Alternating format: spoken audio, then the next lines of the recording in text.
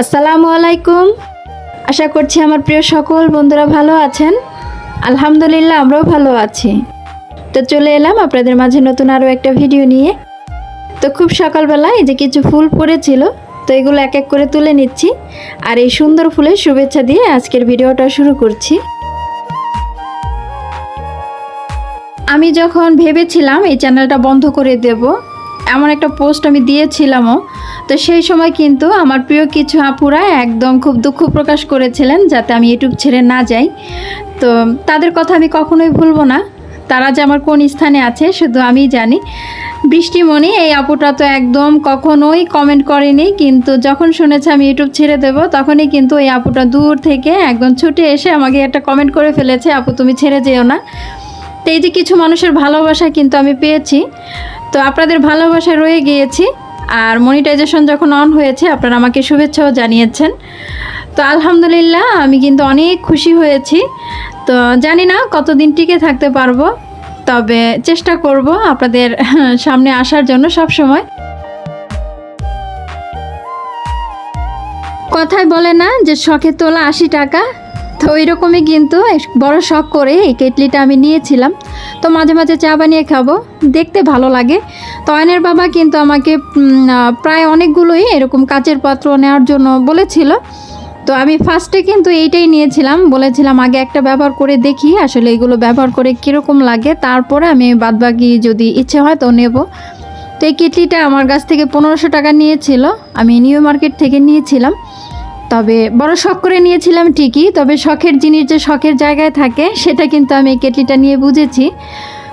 এর ভিতরে যে স্টিলের পাত্রটা আছে, এই পাত্রটা মানে খুবই ছিদ্রযুক্ত, তবে খুব ঘন, খুব সহজে দুধ চিনি যাই দিই না কেন লিকুইড জিনিসটা খুব সহজে বের হয়ে গেল, চা পাতিটার লিকারটা খুব সহজে বের হয় না। একটা সমস্যা তো দেখালাম রান্না করার সময় কি সমস্যাটা হয়, দ্বিতীয় সমস্যা হয় এই যে ধুতে গেলে খুব আলতো হাতে ধুতে হয়, ভেঙে যাওয়ার ভয় থাকে। তো এই যে একটা সমস্যা, এটা কিন্তু খুবই মারাত্মক। আমি কিন্তু মাত্র 2-3 দিন ব্যবহার করেছি, তার মাঝেই কিন্তু এই যে এই কর্নারটাতে ভেঙে ফেলেছি। তো এত শখ করে জিনিসটা নিয়েছিলাম, আসলে ব্যবহার করতে পারছি না। এই রকম পাত্র আপনারা অনেকেই ব্যবহার করে থাকেন, তো তারাই বুঝবেন এর বিষয়টা। অনেক সময় এই যে ঠুনকো কাচের বস্তু থেকেও কিন্তু জীবনের কিছু শিক্ষা মিলে। তো এই কাচের পাত্রটা নিয়ে কিন্তু আমি বাস্তবতার সাথেও কিছু মিল পেয়েছি। এটা থেকে তো একটা শিক্ষা পেয়েছি যে শখের জিনিস শখের মতোই হয়, ওটা কখনোই রাফ ইউজ হয় না। আরেকটা জিনিস আমি শিক্ষা মিলেছে, আমাদের জীবনে কিন্তু কিছু মানুষ আছে ঠিক এই কাচের পাত্রটার মতো, যাদের সম্মান ওই যে শোকেজে সাজিয়ে রাখার মতো।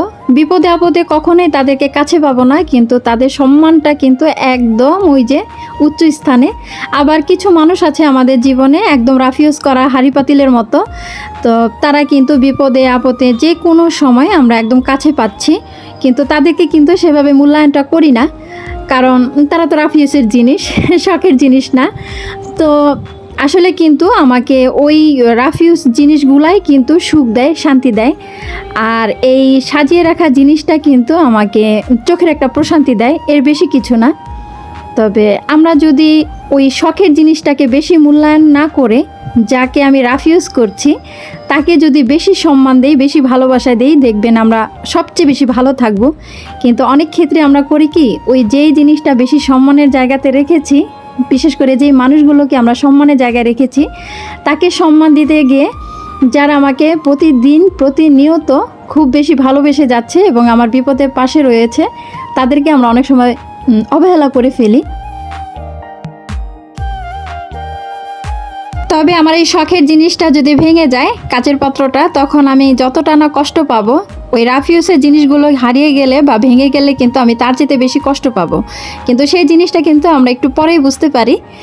তো জানি না আমার কথার মানেটা ঠিক কে কতটা বুঝেছেন। কাজ আর সেরকম করলাম কই, 2-4টা কাজ যা করেছি ওতেই একদম ক্লান্ত হয়ে গেছি। বিশেষ করে প্রচুর ওজন বেড়েছে। আমার ছোট ছেলেটা যখন জন্ম হয় তখন আমার ওজন মোটামুটি অনেকটা ছিল, আমি সব সময় একদম শুকনো চিপচিপে, কিন্তু এই ছোট ছেলেটা জন্মের পরে আমার ওজনটা অতিরিক্ত বেড়ে গিয়েছিল। তো অনেক মানে সাধনা করে আমি আস্তে আস্তে ওজনটা কমেছিল। তারপর আবার এই যে খেয়ে দিয়ে একদম দুপুরবেলা লম্বা একটা ঘুম দিই, এই যে ইদানিং আবার প্রচুর ওজন বেড়েছে। তো এই ওজনটা শরীরটা নিতে পারছে না, যার কারণে একদম একটু কাজ করলে হাঁপিয়ে পড়ি। তো অনেক আপুর বেলায় শুনছি এই সমস্যাটা হচ্ছে। তবে ওজন কমানোর জন্য না, একদম মনটাকেই ভালোভাবে স্থির করতে হবে, নয়তো কিন্তু ওজন কমানো কোনোভাবেই সম্ভব না।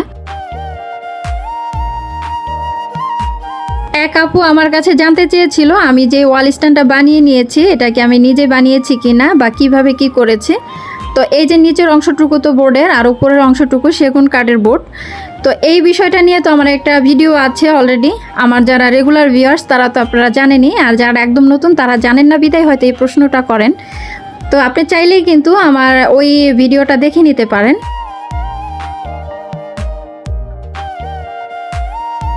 আপনারা অনেক সময় অনেক ধরনের কমেন্ট করেন, অনেক কিছু জানতে চান। আসলে তো আমি অত কিছু জানি না, ভিডিওর মাঝে কিন্তু অত কিছু বলাও যায় না। তো আজকের ভিডিওটা মোটামুটি একটু বড় হয়েছে। তো হয় কি অনেক সময় অনেক কিছু বলতে গেলে বা দেখাতে গেলে একটু ভিডিওটা মাঝে মাঝে লং হয়ে যায়। এই যে টুকটাক কাজকর্ম যাই করছি না কেন, এর মাঝেই ফাঁকে ফাঁকে কিন্তু আপনাদের সাথে কথাগুলো বলছি। তবে অনেকেই আমার কথার প্রশংসা করেন, আপু তুমি কত সুন্দর করে গুছিয়ে কথা বলো, তুমি কত সুন্দর করে গুছিয়ে কাজ করো। আসলে বিষয়টা যেভাবে নেন না কেন, গুছানো বলতে তো এই যে আপনি যা করেন আমিও তাই করি। তবে অল্প সময়ে সব কিছু যেহেতু দেখাতে হবে, সকাল থেকে বিকেল পর্যন্ত আমি কি করছি, তো শর্টকাট ওই কাজগুলোই করে নিই। আজ তো একদম রান্না বাড়া খুব শর্টকাট করে ফেলেছি। সত্যি বলতে রান্না করতে ইচ্ছে করছিল না, একদম আলসেমি রান্না যাকে বলে। তা হাতে মাখিয়ে এই যে মুরগির মাংস রান্না করে নিচ্ছি, আর একটু পোলাও রান্না করে নেব। তো পোলাও দিয়ে কিন্তু এই যে মাখানো তরকারিটাও খেতে খুব মজা লাগে।